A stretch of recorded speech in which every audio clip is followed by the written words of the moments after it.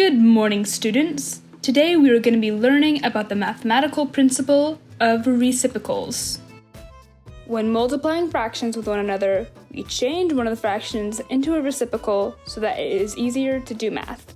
I will now demonstrate this principle. Tresden, please bring yourself to the front of the class.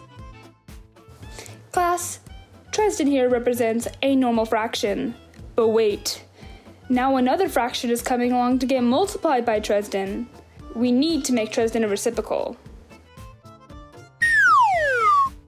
Does everyone understand reciprocals now? Hi everyone, I would like to introduce you to my 6th grade teacher, Mr. Johnson. Mr. Johnson was the Bruce Wayne of teachers.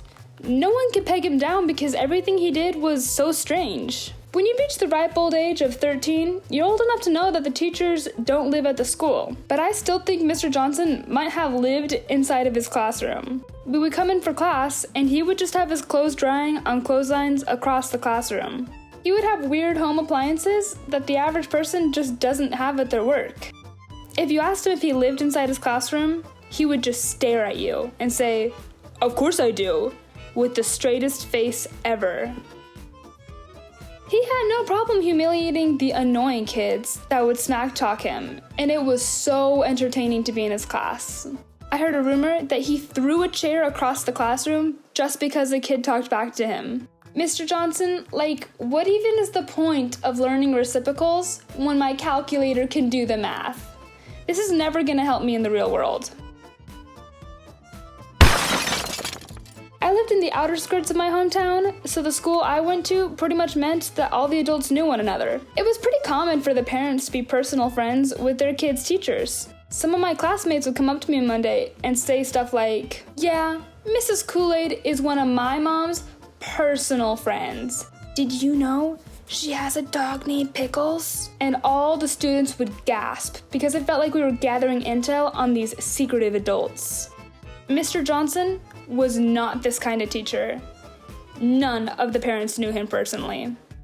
I could fill a book with the unanswered questions I have about Mr. Johnson. Naturally, I was his favorite student. He'd have mini competitions over random subjects with the students, and I was pretty much the class representative. It got to the point where he'd start shooting me with Nerf gun bullets or spray me with a spray bottle randomly. You guys might be thinking, these are signs of a teacher hating a student. But believe me, I was his favorite. The best thing he did was have a collection of unicycles for kids to learn how to use during recess. He was a unicycling expert and had the equipment in his classroom to have other kids learn as well.